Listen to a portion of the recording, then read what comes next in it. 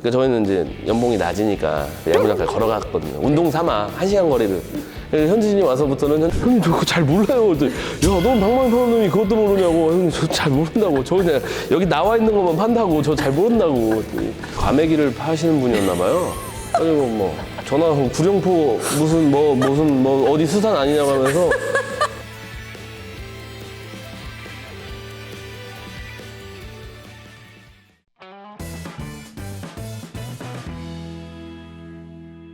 (1억) 받았을 때가 군대 가기 전이죠. 그쵸, 가기 네, 전에. 네. 몇 년도였죠? 13, 14, 네, 13, 13, 14 네, 아마 네. 이랬을 거예요. 네, 그때가 성적이 그래 좋았으니까. 11, 12, 13 이때가 나름 그냥 전성기였던 것 같아요. 제 나름. 못했지만은 제가 생각하기에 제 나름. 네네. 야구가 좀 재밌었고 제가 생각한 대로 좀 됐던 것 같아요. 돈을 그죠, 많이 그죠? 벌면 좀 쓰는 게 여유롭고, 네, 네, 돈을 그쵸. 조금 벌면 좀 더 그렇죠. 덜 만나게 되고 이렇게 되겠죠. 그런 게 좀 심하죠, 아무래도. 예. 이제 현진이한테도 좀 많이 얻어먹었죠, 현진이라는 친구들한테요. 현진이가 그래도 급여도 많이 높고 하니까 후배들도 많이 챙겨줬고 저도 많이 얻어먹었죠, 현진이한테. 인천 시합 오면은 현진이 집 항상 가서 밥을 먹었어요. 뭐 5년 동안 또 룸메이트를 그래서 하셨으니까. 또 올해 아무래도. 룸메이트도 하고 해서. 네, 근데 왜 방송에서는 뭐 이렇게 유현진 선수에 대해서 이렇게 어렵게 얘기를 해요? 원래 그렇게 어려운 사이 아니잖아요. 그쵸, 어렵지는 않죠. 네. 근데 어떻게 보면은 이 까면은 방송에 못 나가는 그런 말이 많으니까 나중에 뭐 은퇴하면 아마 할 얘기 많을 거예요.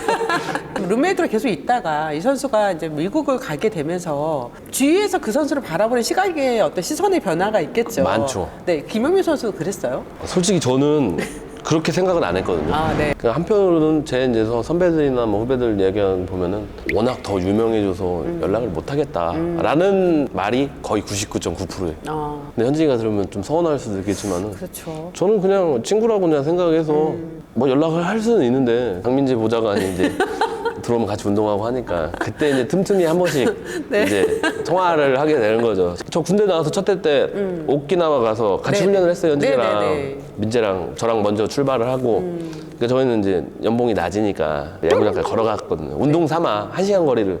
그래서 현진이 와서부터는 현진이 카니발 그거 해가지고 그거 타고 갔죠. 이제 이동을 했죠.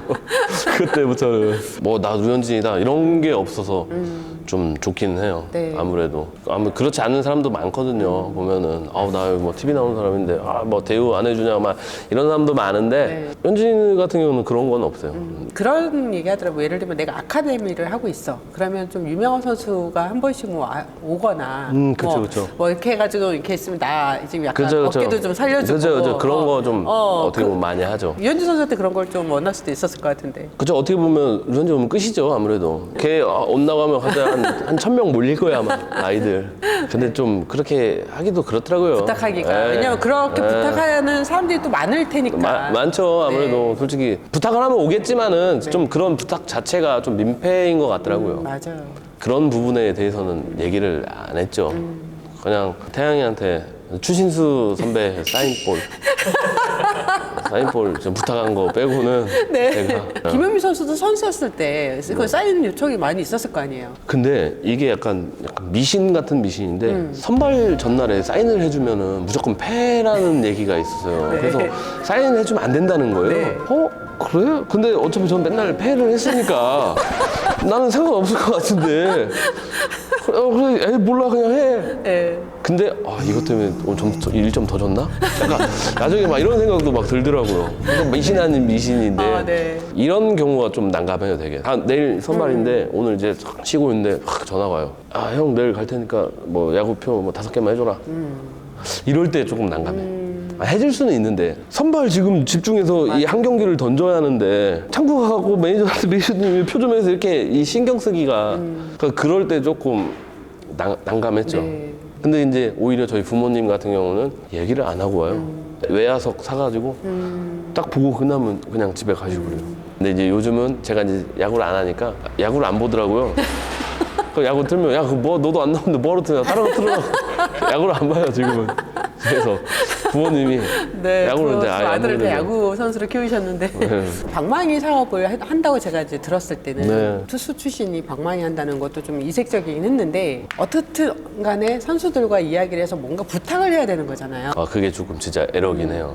근데 나도 같이 야구했던 네. 사람으로서 내가 얘네한테 솔직히 아쉬울 게 없는데 야 이거 방망이 한번 봐라 형 이거 좀 왔는데 한번 봐줘요. 솔직히 말하기가 조금 되게 그랬죠. 네. 난감했죠. 시간 끝나면 방망이 챙겨가고 수원 막 갔다가 서울 갔다가 인천 갔다가 새벽에 막 이렇게 좀 움직였었죠. 네.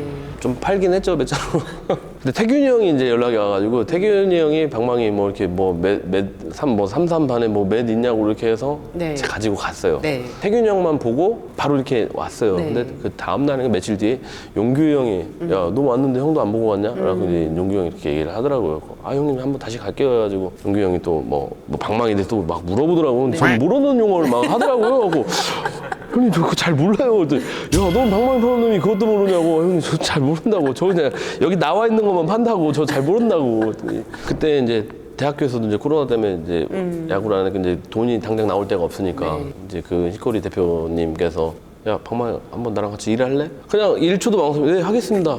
내일부터 나와. 해가지고 그때 또 이제 출근을 이제 또 시작한 거죠. 근데 이제 그게 이제 꾸준하지가 않았기 때문에 이제 벌이라는 게 네. 이것도 또 코로나 때문에 그 비행기가 또 왔다 갔다 해야 하는데 또 비행기 값도 오르고 네. 또 방망이 사는 사람들은 없고 또 이러다 보니까 좀 회사도 힘들어지는 상황이 좀 있었죠. 이제 아카데미를 지금 이제 레슨을 하는데 이제 학부모들을 상대를 하는 거잖아요. 네네. 또 선수를 네. 모집을 해야 되는 거니까. 그쵸, 그쵸. 네. 지금 그런 역할을 하고 계시는 거예요. 그쵸, 지금 하고 네. 있죠. 뭐 인스타그램에 뭐 전화번호를 다 공개를 하셨으니까. 네. 했는데 생각보다 안 오더라고요. 체험 거쳐간 친구들 한 5명? 네. 5명인데 그 중에서 이제 2명이 시작을 했어요. 네. 저는 반대로 네. 이 친구들한테 되게 좋은 기회라고 2대1로 레슨을 하는 거니까 그럼요. 엄청난 거. 인원 많은 것보다 적게 하니까 저는 오히려 이 친구들한테 더 도움이 되지 않을까 싶은 거예요. 아니 근데 그런데 본인한테 도움이 안 되잖아요. 그렇죠. 저한테는 도움 안 되는데 돈을 벌려고 하면은 네. 솔직히 막 거짓말도 하고 막 해서 막 어떻게 설득하고 이거를 시켜야겠는데 그 아이들이 인생이 걸린 문제이기 때문에 쉽게 이렇게 얘기를 하면 안 되거든요. 그러니까 선수를 바로 한다는 거예요. 선수반으로. 네네. 물론 선수를 하면은 이제 회비 내는 금액적인 게 다르기 때문에 제가 들어오는 수익이 있겠지만은 그 아이는 지금 선수를 한다고 해서 막 바로 이게 솔직히 프로 가는 게 아니잖아요. 그래서 제가 선수 한다는 걸 말렸어요. 먼저 취미로 하고 좀 해보다가 이 친구가 실력이 좀 뭐 보인다 하면 제가 그때 말씀드리겠다. 그때 선수를 한다고 해도 늦지 않으니까 지금은 좀 야구가 어떤 건지 배우면서 밥 많이 먹고 공부하면서 조금 나는 배웠으면 좋겠다라고 네. 이제 말씀을 드렸거든요. 사실 운동 그만두고 야구 그만두고 아카데미 하는 선수들이 굉장히 많이 있잖아요. 나오면 야구 선수들 할 게 없는 거예요. 맞아요. 그러니까 저 같은 경우는 그 야구를 하기 이제는 안 하겠다 싶어서 야채를 팔고 뭐를 다 해봤지만은 돌아오는 거는 본업이 또 야구더라고요. 그게 어쩔 수 없더라고요. 안 한다 그래도 다른 데서 레슨하는 이제 뭐 선후배들 얘기를 좀 많이 들었을 거 아니에요. 네. 뭐 다들 애로사항은 분명히 있을 것 같은데. 그렇죠, 저 많죠. 네. 다들 하는 게 인원이 꾸준하게 안 돈다. 그게 제일 뭐 어려워요. 좀만 하면 빠져나간다. 네. 막 이런 게 거의 99.9%. 거의 꾸준한 게 없는 거죠. 어떻게 보면은. 또 코로나고 하니까 부모님들 입장에서는 아무래도 실내니까 좀 안 오게 되죠. 네. 그 SNS에 전화번호로 공개를 하셨길래 난리 났다. 이게 또 이 장난 전화도 분명히 많을 것 같고 막 그랬는데 없었다고요? 별로? 없어요. 저는 솔직히 그런 거 많이 있을 줄 알았어요. 네. 그 문의도 되게 많이 오고. 네. 이게 제가 쓰던 이 번호가 지금 번호가 그 전에 뭐 과메기를 파시는 분이었나 봐요. 그리고 뭐 전화가 구룡포 무슨 어디 수산 아니냐고 하면서 과메기 있냐고 물어보는 거예요. 갖고 예? 아니 이거 아니라고. 과메기집 아니라고. 네. 그리고 하루에 과메기 전화를 한 2개, 3개를 항상 받았었거든요. 네. 하루에. 사실 이제 은퇴 이후의 삶을 하나씩 이렇게 돌아봤잖아요. 네. 봤는데 그럼 결론은 선수 때 내가 더 잘했었으면 지금만 제가 현역으로 있었다면 벌써 FA를 했겠죠. 네. 그러니까 약간 좀 지금 생각하면 그때 연봉 1억일 때 좋은 외제차라도 하나 샀으면 그거라도 끌고 나와 있었을 텐데 왜냐면 그때는 막 200~300씩 할부 내도 부담 없었거든요, 솔직히. 네. 근데 그때 그냥 그걸 하나 살 걸 약간 이런 생각이 있긴 하더라고요. 근데 이것도 운인 것 같아요. 네. 모든 뭐 사람들이 잘하려고는 하지만 그게 잘 안 되는 부분이기 때문에 운이고 복인 것 같아요. 이게 아픈 것도 실력이고 운인 것 같아요. 겉으로는 이렇게 뭐 약간 우스갯소리 이렇게 플러스 해가지고 많이 늘었다. 아니 그때 별로 운동 안 해서 도망 나갔다. 막 이렇게 얘기를 하시잖아요. 네. 근데 사실 실제는 그렇지 않아요. 아니요, 저는 진짜 많이 운동을 안 했어요. 아, 내 실드를 치려고 했는데. 아니요. 방송이라 그런 게 아니라 저는 네. 진짜 운동을 안 했어요. 아, 네. 진짜 저만큼 안 하는 사람 꼽자고 하면은 네. 기아 그 성민이 형이 그 운동 안 했다고 하더라고요. 어차피 운동선수는 운동을 할 수밖에 없는 직업을 갖고 있는 거잖아요. 그렇죠, 그렇죠. 네. 근데 뭐 제 성격이 그래서 그런지 솔직히 남들보다 실력이 되는 것도 아니고 시합을 진짜 못 했거든요, 어릴 때부터. 초등학교 때는 그나마 제가 야구를 이제 일찍 시작해서 그 애들보다는 기본기가 되니까 네. 뭐 유격수 보고 투수하고 뭐 3번 치고 4번 치고 뭐 5번 치고 이러면서 근데 이제 체격 조건이 되게 작다 보니까 중학교 갔는데도 한 53? 제가 키가? 근데 성장이 계속 더딘 거예요. 네. 근데 그러다가 이제 고등학교 딱 올라갔는데 그때 한 15cm 확 크면서 한 85, 6 정도 되면서 이제 기본기는 있고 이제 힘이 이제 붙으니까 갑자기 이제 볼이 엄청 빨라진 거죠. 어떻게 보면 운 좋게 지명받고 이제 프로를 간 케이스여서 그 지금도 저 주변 사람들은 야, 너 어떻게 프로 갔냐? 야구 시합도 못 했는데 어떻게 갔냐? 이렇게 얘기하는 사람 되게 많아요. 네. 진짜로. 125 막 이렇게 던졌었는데 네. 그건 생각도 못 한 거죠, 아무래도. 제가 진짜 유연하거든요, 몸이. 엄청 유연한데 그 유연함만 믿고 아무것도 안 했던 것 같아요. 거기에 제가 만약에 지금처럼 체계적이게 웨이트 트레이닝을 좀 했다고 하면은 보강도 하고 네. 했다고 하면은 제가 170 던졌을 것 같아요. 진짜로. 그러니까 볼이 굉장히 빨랐어요. 네, 그때 막 이렇게 체계적으로 하고 제가 좀 빨리 그걸 알았다고 하면은 안 다치고 좀 야구를 더 오래 하지 않았을까 싶어요. 그럼 돌이켜보면 어느 시기에 내가 정말 제일 열심히 했던 것 같으세요? 일단 고등학교 3학년 때 비가 오나 눈이 오나 항상 야간 운동 다 끝나 12시에 나가가지고 한 2시간 정도를 매일 섀도우를 했어요. 한두 달 딱 지나니까 제가 있던 자리만 이렇게 땅이 이렇게 파였더라고요. 그때가 제가 야구하면서 가장 오래 했던 것 같아요. 그러니까 막 이렇게 1억, 막 10억 나는 꼭 더 돈 많이 벌어서 가야겠다 그런 계약 마음으로. 많이 받아야겠다. 네. 그래서 그때 진짜 열심히 했던 것 같아요. 근데 주변에서 정말 열심히 하고 잘해서 연봉이 올라가고 뭐 FA가 돼서 엄청난 돈을 받는 선수들을 가까이서 보셨잖아요. 네. 좀 해야겠다 이런 생각 안 들었어요? 그 생각할 때쯤 되니까 군대에 갈 시기고 네. 딱 늦더라고요. 때는 이미. 어. 좀 철 들려고 할 때 잘린 거죠, 어떻게 보면. 철 좀 들려고 하는데 딱 끝난 거죠, 시기가.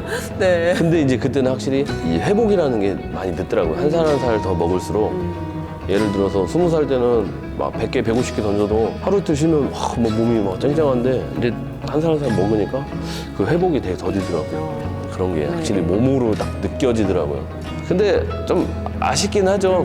그냥 군대 전역하고 거의 시범 경기 빼고는 나온 적이 없으니까. 제대로 나온 적이 없죠. 네, 그래서 그냥 저 약간 소원이 어깨 안 아프고 그냥 진짜 1이닝만 진짜 내 힘 닿는 대로 한번 던져보고 싶다라는 그런 생각이 좀 있었어요. 아, 그 당시에. 네, 아, 네. 근데 마지막으로 네. 야 민재보다 빠르다.